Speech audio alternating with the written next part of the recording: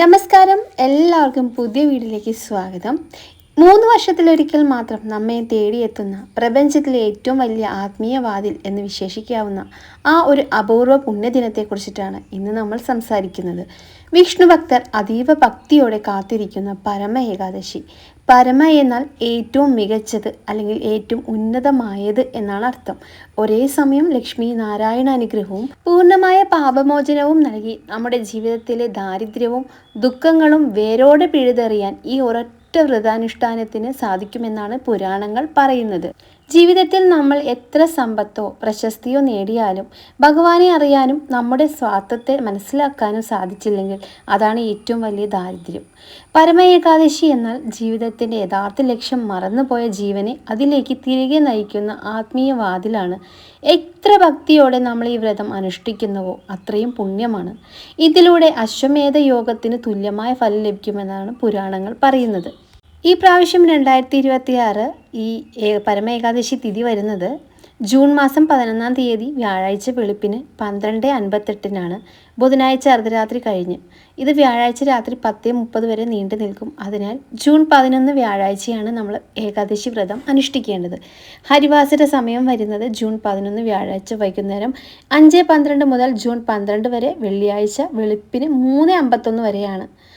അതായത് ഈ സമയത്ത് ഉറങ്ങാതെ ജാഗരണം ചെയ്യുന്നത് വലിയ പുണ്യമാണ്. പാരണ വീഴേണ്ട കറക്റ്റായിട്ടുള്ള സമയം, അതായത് നമ്മൾ വ്രതം അവസാനിപ്പിച്ച് തുളസി തീർത്ഥം കുടിക്കേണ്ടത് ജൂൺ 12 വെള്ളിയാഴ്ച രാവിലെ 6:10-നും 8:35-നും ഇടയിലാണ്.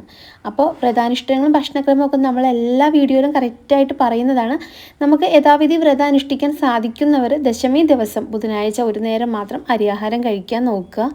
എല്ലാവർക്കും അറിയുന്നത് പോലെ ഏകാദശി ദിവസം പൂർണ്ണമായിട്ട് ഉപവാസം വെക്കുന്നതാണ് നല്ലത്. സാധിക്കാത്തവർക്ക് നമുക്ക് വെള്ളമോ ഫ്രൂട്ട്സോ പാലും പഴമൊക്കെ കഴിച്ചിട്ട് വ്രതം എടുക്കാം.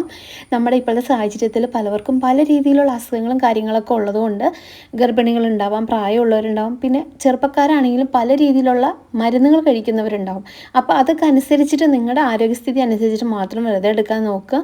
നിങ്ങൾക്ക് ധാന്യങ്ങൾ അരി ആഹാരങ്ങൾ ഒഴിവാക്കിയിട്ട് മറ്റുള്ള എന്തെങ്കിലും ഫ്രൂട്ട്സ്, ജ്യൂസുകൾ, ഹെൽത്തി ആയിട്ട് ഇരിക്കാൻ പറ്റുന്ന എന്തെങ്കിലുമൊക്കെ കഴിച്ചിട്ട് നിങ്ങൾ വ്രതം എടുക്കാൻ നോക്കുക. കഴിക്കാൻ പറ്റുന്നതെന്ന് വെച്ചാൽ നിങ്ങൾക്ക് കിഴങ്ങ് വർഗ്ഗങ്ങൾ കഴിക്കാം. പിന്നെ ചൗവരി, കപ്പലണ്ടി, ക്യാരറ്റ്, കുക്കുംബർ, ഫ്രൂട്ട്സ് അങ്ങനെയുള്ളതൊക്കെ നിങ്ങൾക്ക് വിശപ്പ് മാറാൻ വേണ്ടിയിട്ട് നമുക്ക് ഇതൊക്കെ കഴിക്കാം. വയറ് നിറയ്ക്കാൻ നോക്കാതെ അളവിൽ കഴിക്കാൻ നോക്കുക കേട്ടോ. പിന്നെ അതുപോലെ വ്രത ദിവസം പകൽ ഉറങ്ങാൻ പാടില്ല. രോഗം ഒക്കെ ഉള്ളവർ കഠിനമായിട്ടുള്ള ഉപവാസമൊന്നും എടുക്കാൻ പാടില്ല കേട്ടോ. അപ്പോൾ എന്തെങ്കിലും മരുന്ന് കഴിച്ചിട്ട് ഉറങ്ങുന്നവരാണെങ്കിൽ, പ്രായമുള്ളവരാണെങ്കിൽ ഒന്നും കുഴപ്പമില്ല. പരമാവധി ഉറങ്ങാതിരിക്കാൻ നോക്കുക. എണ്ണ തേച്ചുള്ള കുളിയും ഒഴിവാക്കാൻ നോക്കുക. സന്ധ്യാസമയത്ത് തുളസി ചെടിക്ക് നെയ്ദീപം കൊളുത്തി ഓം നമോ നാരായണായ അല്ലെങ്കിൽ ഓം നമോ ഭഗവതി വാസുദേവായ എന്ന മന്ത്രങ്ങൾ നിരന്തരം ജപിക്കുക. അതോടൊപ്പം തുളസി ദേവിക്ക് ജലം സമർപ്പിക്കുമ്പോൾ തുളസി മന്ത്രം കൂടി ചൊല്ലി പ്രാർത്ഥിക്കുന്നത് നല്ലതാണ്. ഏകാദശി ദിവസം തുളസിക്ക് വെള്ളം ഒഴിക്കാൻ പാടില്ല എന്ന് പറയാറുണ്ടല്ലോ, അത് എല്ലാവരും ശ്രദ്ധിച്ച് ചെയ്യുക. ഈ പ്രാവശ്യം ഏകാദശി വരുന്നത് ജൂൺ 11-ാം തീയതി വ്യാഴാഴ്ചയാണ്. ദശമി, ഏകാദശി, ദ്വാദശി എന്നീ 3 ദിവസങ്ങളിലായിട്ടാണ് നമ്മൾ വ്രതം അനുഷ്ഠിക്കേണ്ടത്. ദശമിയിലും ദ്വാദശിയിലും നമ്മൾ ഒരിക്കലും ഊണ് കഴിക്കുക. ഏകാദശി ദിവസം പൂർണ്ണമായിട്ടുള്ള ആഹാര രീതി നിങ്ങൾക്ക് അറിയാമല്ലോ, അത് ചെയ്യുക. പാലോ പഴങ്ങളൊക്കെ കഴിച്ചിട്ട് വ്രതം അവസാനിപ്പിക്കുക. പിന്നെ കഴിക്കാൻ പാടില്ലാത്ത ആഹാരങ്ങൾ പലരും ചോദിക്കാറുണ്ട്. ധാന്യങ്ങൾ, അരി, പരിപ്പ്, പയർവർഗ്ഗങ്ങൾ, ഉള്ളി, വെളുത്തുള്ളി എന്നിവ പൂർണ്ണമായിട്ട് നിങ്ങൾ ഒഴിവാക്കണം കേട്ടോ. മൗനവ്രതം ആചരിച്ചിട്ട് വ്രതം എടുക്കാൻ പറ്റുമെങ്കിൽ അന്നേ ദിവസം നാമജപം നടത്തി നിങ്ങൾ അങ്ങനെ ചെയ്യുക. ദ്വാദശി പാരണ സമയം നേരത്തെ പറഞ്ഞുള്ള ജൂൺ 12-ാം തീയതി രാവിലെ 6:03-നും 8:36-നും ഇടയിലുള്ള സമയത്താണ്. അത് നമ്മൾ തുളസി തീർത്ഥം കുടിച്ച് പാരണ വീടാം. അല്ലെങ്കിൽ ക്ഷേത്രത്തിൽ ചെന്നിട്ട് തീർത്ഥം കുടിച്ചിട്ട് നമുക്ക് പാരണ വീടാവുന്നതാണ്. പരമ ഏകാദശിയുടെ ഒരു ഐതിഹ്യവും അതിൻ്റെ ആത്മീയ തത്വങ്ങളൊക്കെ കൂടുതലായിട്ട് വിശദീകരിക്കാം. സുമേധൻ്റെയും പവിത്രയുടെയും പുരാണമായിട്ടുള്ളൊരു കഥയാണിത്. ദ്വാപര യുഗത്തിൽ കപില്യ എന്ന മനോഹരമായിട്ടുള്ളൊരു നഗരമുണ്ടായിരുന്നു. അവിടെ സുമേധൻ എന്നൊരു ബ്രാഹ്മണനും അദ്ദേഹത്തിൻ്റെ ഭാര്യ പവിത്രയും ജീവിച്ചിരുന്നു. പേര് പോലെ തന്നെ അതീവ നിർമ്മലമായ മനസ്സുള്ളവളായിരുന്നു പവിത്ര. അവർ കടുത്ത ദരിദ്രത്തിലായിരുന്നു അവിടെ കഴിഞ്ഞിരുന്നത്. സ്വന്തമായിട്ടൊരു വീടോ കൃഷിയോ ഒന്നും അവർക്കില്ലായിരുന്നു. പല ദിവസങ്ങളിലും ആഹാരം കഴിക്കാൻ പോലും ഇല്ലാതെ അവർ പട്ടിണി കിടന്നു. കീറിപ്പറഞ്ഞ വസ്ത്രങ്ങളൊക്കെ ധരിച്ചാണെങ്കിലും അവർ ഭഗവാൻ മഹാവിഷ്ണുവിനെ ആരാധിക്കുന്നതിൽ ഒട്ടും മുടക്കവും വരുത്തിയില്ല. തങ്ങളുടെ പക്കൽ ഒന്നുമില്ലെങ്കിൽ പോലും വീട്ടിൽ വരുന്ന അതിഥികളെ അവർ കഴിക്കുന്ന രീതിയിൽ സൽക്കരിക്കാൻ അവർക്ക് പ്രത്യേകം ശ്രദ്ധിച്ചിരുന്നു. പവിത്ര പ്രത്യേകം ശ്രദ്ധിച്ചിരുന്ന കാര്യമാണ് മറ്റൊരു നാട്ടിലേക്ക് പോകാനുള്ള തീരുമാനം. ദാരിദ്ര്യം സഹിക്കാൻ വയ്യാതെ ഒരു ദിവസം സുമേധൻ ഭാര്യയോട് പറഞ്ഞു, പവിത്ര, ഇവിടെ ഇങ്ങനെ കഴിഞ്ഞാൽ നമ്മൾ പട്ടിണി കിടന്ന് മരിച്ചു പോകും. ഞാൻ ദൂരെയുള്ള ഏതെങ്കിലും നഗരത്തിൽ പോയി എന്തെങ്കിലും ജോലി ചെയ്ത് പണം സമ്പാദിക്കാം.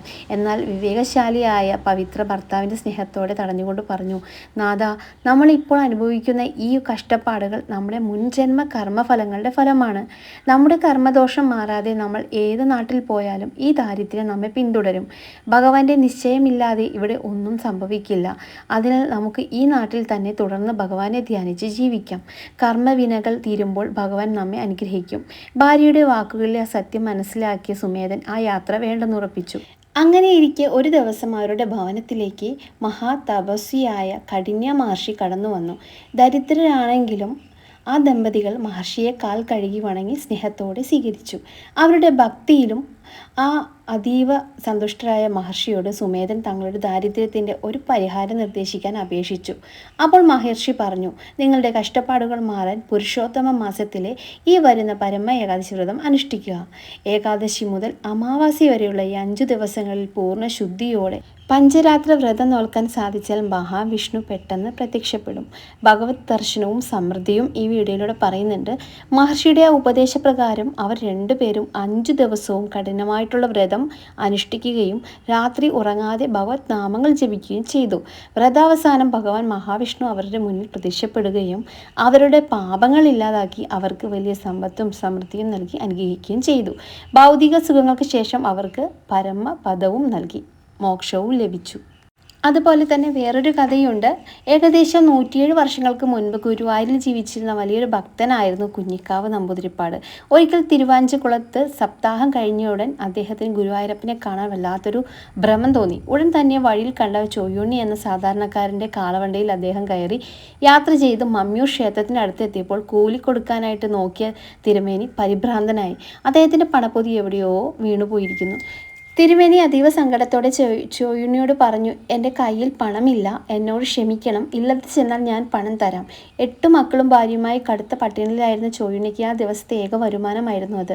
എങ്കിലും ആ തിരുമേനിയുടെ ഭാവം കണ്ട് ചോയ്യുണ്ണി കൈകൾ കുപ്പി വണങ്ങിക്കൊണ്ട് പറഞ്ഞു, അങ്ങ് വിഷമിക്കേണ്ട തിരുമേനി, അങ്ങേപോലെ ഭക്തൻ്റെ എൻ്റെ വണ്ടിയിൽ കയറ്റാൻ കഴിഞ്ഞത് തന്നെ എൻ്റെ പുണ്യമാണ്. അങ്ങ് എന്നെ ഒന്ന് അനുഗ്രഹിച്ചാൽ മാത്രം മതി. ചോയ്യുണ്ണി അദ്ദേഹത്തെ ഗുരുവായൂർ നടയിൽ ഇറക്കി തിരിച്ചു പോവുകയും ചെയ്തു. ഈ ഒരു സംഭവം നമ്പൂതിരിപ്പാടിൻ്റെ മനസ്സിനെ വല്ലാതെ സ്പർശിച്ചു. ഇല്ലത്ത് മടങ്ങിയെത്തിയ അദ്ദേഹം 10 പറ നെല്ല് വിളയുന്ന വലിയൊരു നിലം ചോയ്യുണ്ണിയുടെ പേരിൽ എഴുതി വെച്ചു. തൻ്റെ വണ്ടിയിൽ ഇരുന്ന യാത്ര ചെയ്ത ഗുരുവായൂരപ്പൻ തന്നെയായിരുന്നു എന്ന് ചോയ്യുണ്ണി ഉറച്ചു വിശ്വസിച്ചു. ആ ഒരു പുണ്യപ്രവൃത്തിയോടെ ചോയ്യുണ്ണിയുടെ മുൻജന്മ പാപങ്ങളെല്ലാം തീരുകയും പിന്നീട് അദ്ദേഹം വലിയ സമ്പന്നനായി മാറുകയും ചെയ്തു. അപ്പോൾ ഈ 2 കഥകളും നമ്മളെ പറഞ്ഞ് പഠിപ്പിക്കുന്നത് നമ്മുടെ ജീവിതത്തിൽ ഉണ്ടാകുന്ന ദുഃഖങ്ങളും ദാരിദ്ര്യവും മുൻജന്മ പാപങ്ങളുടെ ഫലമാണ്. അപ്പോൾ ഈ ഏകാദശി വ്രതം അനുഷ്ഠിക്കുന്നതിലൂടെ നമുക്ക് സദ്ഗുരുക്കളെയും ഭക്തരെയും ആദരിക്കുന്നതിലൂടെയും നമ്മുടെ പാപ കർമ്മങ്ങൾ 90% ഇല്ലാതാകുന്നു എന്നാണ് കാണിക്കുന്നത്. പാപം നശിക്കുന്നതോടെ ഭഗവാൻ ഒരു നിമിഷം കൊണ്ട് നമ്മുടെ ജീവിതത്തിലെ ദുഃഖങ്ങളെല്ലാം മാറ്റി സമൃദ്ധി തരുമെന്ന് 2 കഥകളും നമ്മെ പഠിപ്പിക്കുന്നുണ്ട് കേട്ടോ. അതുപോലെ തന്നെ പുരുഷോത്തമ മാസത്തിൻ്റെ അധീപനായ മഹാവിഷ്ണുവിനെ പ്രീതിപ്പെടുത്താനും അനേക ജന്മങ്ങളിലെ നമ്മുടെ പാപങ്ങളിൽ നിന്ന് മുക്തി നേടാനുമാണ് നമ്മൾ ഈ ദിവസം 33 ദീപങ്ങൾ സമർപ്പിക്കുന്നത്. കഴിഞ്ഞ ഏകാദശിക്കൊക്കെ ആർക്കൊക്കെ ചെയ്യാൻ സാധിക്കാത്തവർ ഈ ഏകാദശിക്ക് നിങ്ങൾ ഉറപ്പായിട്ടും 33 ദീപങ്ങൾ തെളിയിക്കുന്നത് നല്ലതാണ്. ഏകാദശി ദിവസം സന്ധ്യാസമയത്ത്, അതായത് ഒരു 6 മണിക്ക് ശേഷം പൂജാമുറിയിലോ തുളസിത്തറയിലോ ഇത് ചെയ്യാവുന്നതാണ്. സാധിക്കുമെങ്കിൽ മണ്ണുകൊണ്ടുള്ള ചിരാതുകളിൽ 31 ദീപങ്ങൾ നമുക്ക് ചിരാതുകളായിട്ട് നെയ്യോ നല്ലെണ്ണയോ ഒഴിച്ചിട്ട് കത്തിക്കാം. അതെല്ലാം 33 വ്യത്യസ്ത ദീപങ്ങൾ കൊളുത്താൻ സൗകര്യമില്ലാത്തവർക്ക് ഒരു വലിയ വിളക്കിൽ ആ എണ്ണ അനുസരിച്ച് 33 തിരികൾ വരുന്ന രീതിയിൽ എണ്ണം ചേർത്തിട്ട് നിങ്ങൾക്ക് ദീപമായിട്ട് കൊളുത്തി വയ്ക്കാവുന്നതാണ്. ദീപം കൊളുത്തിയ ശേഷം ഭഗവാന്റെ നാമങ്ങൾ ചൊല്ലാം. ഓം നമോ ഭഗവതേ വാസുദേവായ, ഓം നമോ നാരായണ ഒക്കെ നമുക്ക് ചൊല്ലി പ്രാർത്ഥിക്കാവുന്നതാണ്. ഏറ്റവും നല്ലൊരു കാര്യമാണ് അന്നേ ദിവസം ചെയ്യേണ്ടത്. നമ്മുടെയൊക്കെ ജീവിതത്തിൽ എത്ര വലിയ ദാരിദ്ര്യവും ദുഃഖങ്ങളൊക്കെ മാറ്റാനായിട്ട് ഈ നിമിഷത്തെ ആത്മാർത്ഥമായിട്ടുള്ള ഭഗവത് ചിന്തയ്ക്ക് സാധിക്കും എന്നത് ഈ ഏകാദശികളിലൂടെ നമുക്ക് മനസ്സിലാക്കി തരാൻ പറ്റും. വരാൻ പോകുന്ന ഈ പരമ ഏകാദശി നമ്മുടെ ഉള്ളിലെ പാപക്കറകളൊക്കെ കഴുകിക്കളയാനും ആത്മീയമായിട്ടുള്ള ഉന്നതി നേടാനുമുള്ള വലിയൊരു അവസരമാണ്. എല്ലാവരും അവരവർക്ക് കഴിയുന്ന രീതിയിൽ ആരോഗ്യസ്ഥിതി മുൻനിർത്തി ഭക്തിയോടെ ഈ വ്രതം അനുഷ്ഠിക്കാൻ ശ്രമിക്കുക. ഭഗവാൻ ലക്ഷ്മി നാരായണൻ എല്ലാവരുടെയും ജീവിതത്തിൽ സർവ്വ ഐശ്വര്യങ്ങളും സമൃദ്ധിയും പ്രസാദിക്കട്ടെ എന്ന് പ്രാർത്ഥിക്കുന്നു. അപ്പോൾ ഈ വീഡിയോ നിങ്ങൾക്ക് ഉപകാരപ്പെട്ടുവെങ്കിൽ എല്ലാവർക്കും ഷെയർ ചെയ്യാനും ലൈക്ക് ചെയ്യാനും സബ്സ്ക്രൈബ് ചെയ്യാനും മറക്കരുത്. ആത്മീയമായിട്ടുള്ള ഇങ്ങനെയുള്ള വീഡിയോസ് നിങ്ങൾക്ക് ഇഷ്ടപ്പെടുവാണെങ്കിൽ നമ്മുടെ ഈ ചാനലൊന്ന് ഇപ്പോൾ തന്നെ സബ്സ്ക്രൈബ് ചെയ്തേക്കണേ. അപ്പോൾ വീണ്ടും ഒരു വീഡിയോയിൽ കാണാം. അതുവരെയ്ക്കും നന്ദി, നമസ്കാരം.